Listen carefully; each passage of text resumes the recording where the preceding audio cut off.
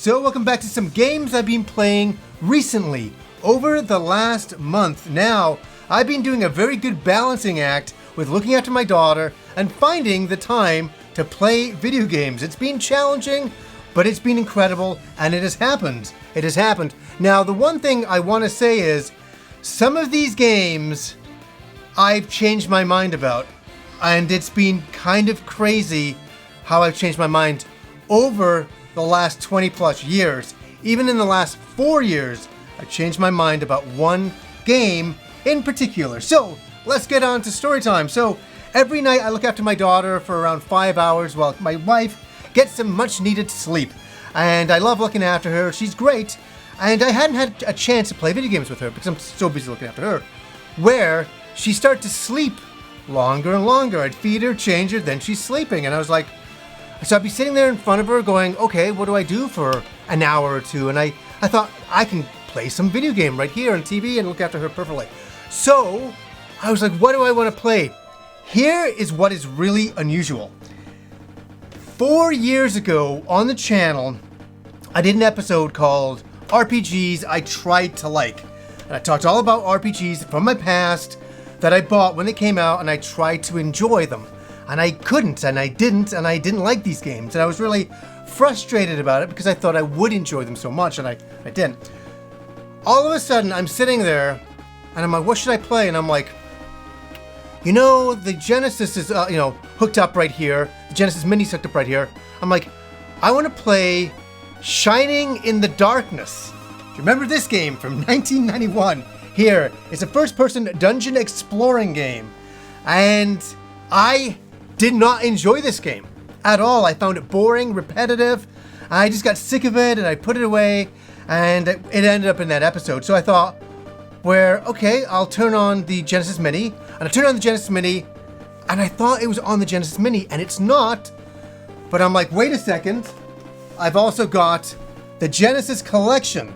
So I turned that on with my PS4 sitting right there, turned it on, and it was there, and it was there. So I'm like, why do I want to play this game that I don't like? Because I'm all about giving second chances to video games. I'm always about that. So I reluctantly started to play, and I'm like, why am I doing this? I'm like, because I got some time to kill here, and maybe I might get a bit of fun out of this. I'm like, I start to play it, and in the first 5 minutes, I'm like, okay, you visit the king, you go to the hub world.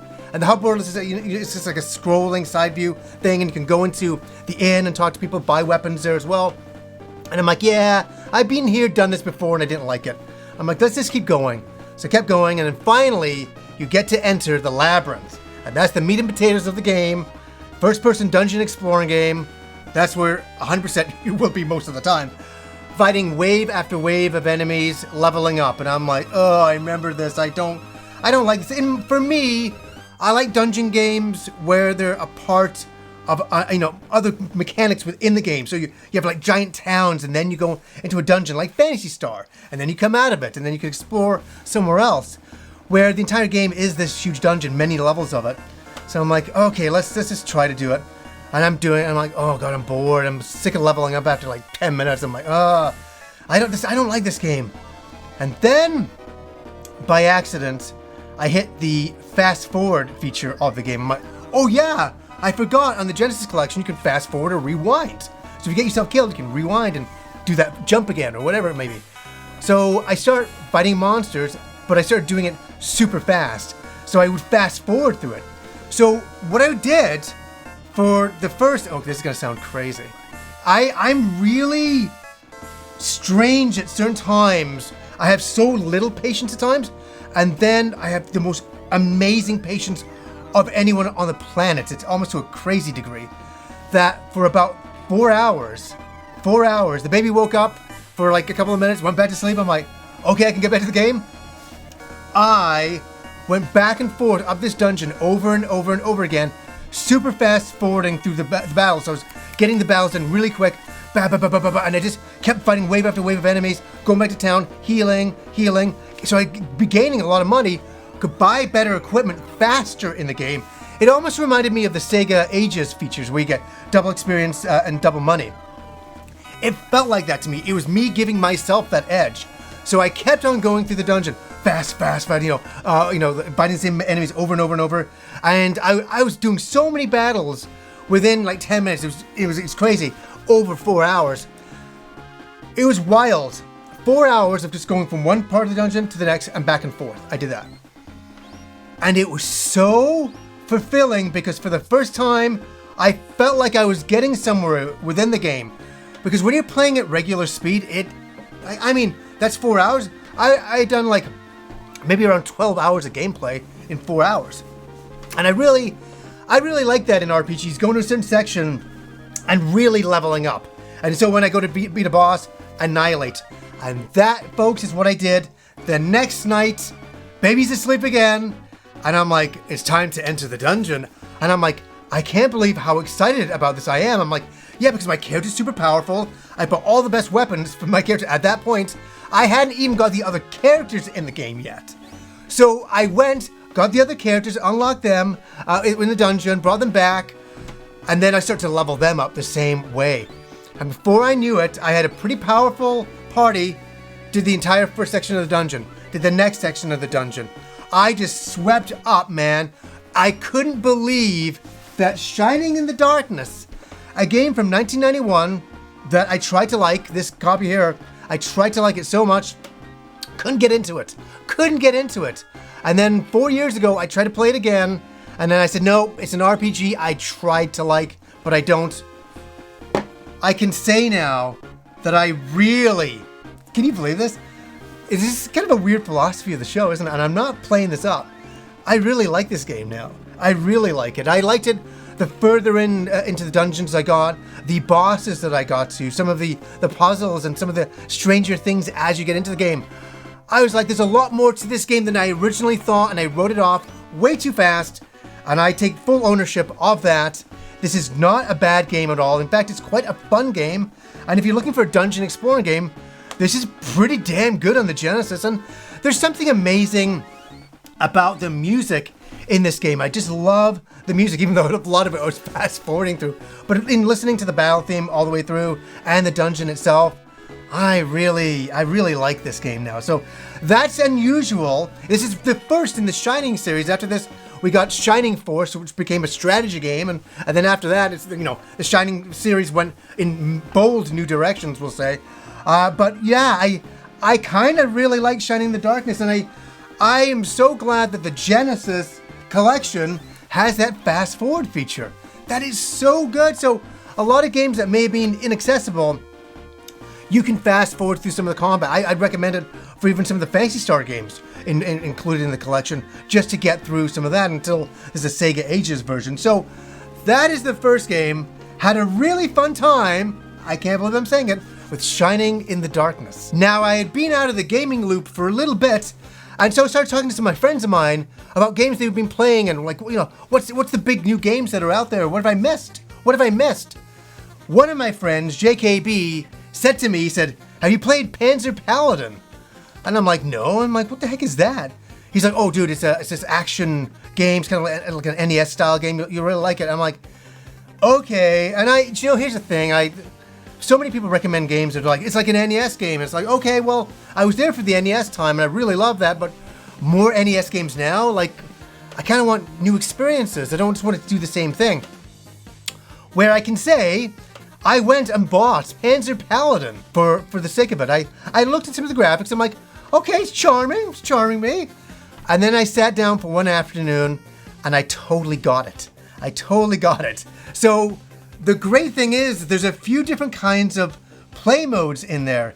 It's like Mega Man, that you can kind of pick what direction you want to go, which boss you want to fight. And also, it's like Blaster Master, that you're piloting a robot, side view action platforming game that it is. At any single time, you can jump out of the robot. And run around other levels like Blaster Master. I couldn't believe it. I was like, okay, and here's another thing that I will say.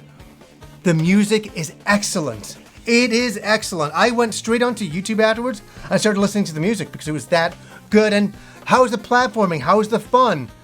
It's really excellent. Lots of great power-ups, really cool bosses, really well-drawn NES-style graphics, and I gotta say, I was looking at them, I'm like, okay, this stuff is really nice. Like, it's a good homage, but they do enough new stuff that I was showing my wife it, and she's like, oh, this is a really cool game. I said, yeah, it looks like an NES game, right? She's like, it does, but it looks like you can tell there's more colors and there's more animation, stuff you could never do back then. So taking that, the graphical style back then, but with the powerhouse of new modern systems. Now, the game is on Steam and it's on Nintendo Switch, and I have one thing that I want to say about this game. We need a physical copy of this game in the future. I really want to support the company this way. I already bought the game. I'll buy it again, physical copy, because this kind of style game deserves a physical copy. And I had a lot of fun. How many of you out there played Panzer Paladin? What a cool game. I love the mechas in it. I love the creatures. I love the robots. Everything about it is awesome. The side view action levels are great. And I love how every level is very different. Like you have Scotland going on in there at one point, but very cool game. Highly recommend it. Now, one game I haven't talked about, and this is a crazy one for me because I had it before anybody. I was playing it 2 weeks before it was released, and that's Ghost of Tsushima. I had the game. Sony sent it to me for review, and I had all of my notes right here. I had played the game, quite a lot of it, and I was ready to come in and do a first thoughts on it. And I had captured tons and tons of footage, and I was like so enthusiastic, and I'm like, I can't wait to do this. And then I put off doing my review, and then my wife went into labor, and I was like, I wrote to Sony and I said, sorry, in 12 years, I can't review the game because, well, I've just had a baby and it's not going to happen. And then obviously I forgot all about the game, and then I thought I should really come in and talk about it because it is definitely one of my games of the year. And what a wonderful surprise. I didn't really know what to expect going in. You know, I'm a big fan of Akira Kurosawa. I love all those movies. And when I read the press release saying they were looking to mimic that style and that look, and you could even do it with a black and white feature within the game itself, I was totally interested. And then I started playing the game, and then the game was like, wow, I can't believe how open world this is.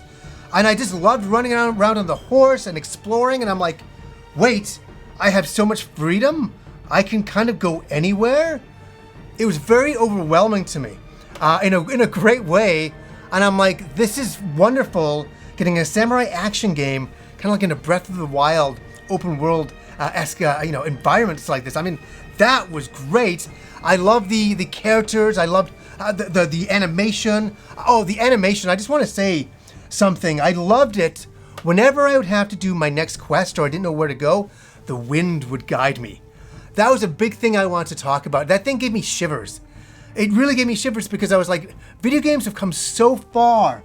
So far. It's funny, we're just talking about a game like Panzer Paladin, a side view action game. That's what games used to be. It used to be all about that. Where now you could follow the wind in a video game and that will take you to your next place that you need to go. Wow. Really great. And yeah, the animation in that game, the standoffs that you'd have. Unreal. So that's the next thing I got to do is go out and buy a physical copy of the game to support it. And it was fun for me during the review process to be taking it all in. And I was taking it all in, and it really, the atmosphere and everything that they created in the game, they knocked it out of the park. A definite 9 out of 10 game for me at that point. Just the animation and the character models were really something else, and the stealth of it all, and just the environments, and the graphical look was so beautiful. There was so much going on with color at times, and it was very, very artistic what they did with color in the game, and I really applaud them. And what do you guys think of the game? Did you love it? Did you hate it? I would be surprised if you hated it. I mean, I guess some video games are not for everybody for sure, but that was one that I really thought was a beautiful masterpiece of art. I really did, and I thought we've come so far with video games, and if you can't label them as art at this point, they're art. They are. Video games are art. Let's just get past that. They are wonderful. They are almost more art than art. Really. they're the experiences that you have and the imagination that you experience while you're playing them. They are built with art in mind, so they are art. It's wonderful stuff. So, guys, anyways, I just wanted to come in and talk about some games I've been playing recently, and I want to talk about all of those games, especially Shining in the Darkness. I was like, I can't believe it, and it was funny on those nights where I'd be sitting in the darkness playing that dungeon exploring game and loving every second of it and regretting that I ever disliked it at one point. What a crazy guy. We all make mistakes, that's for sure. So anyways, guys, until next time.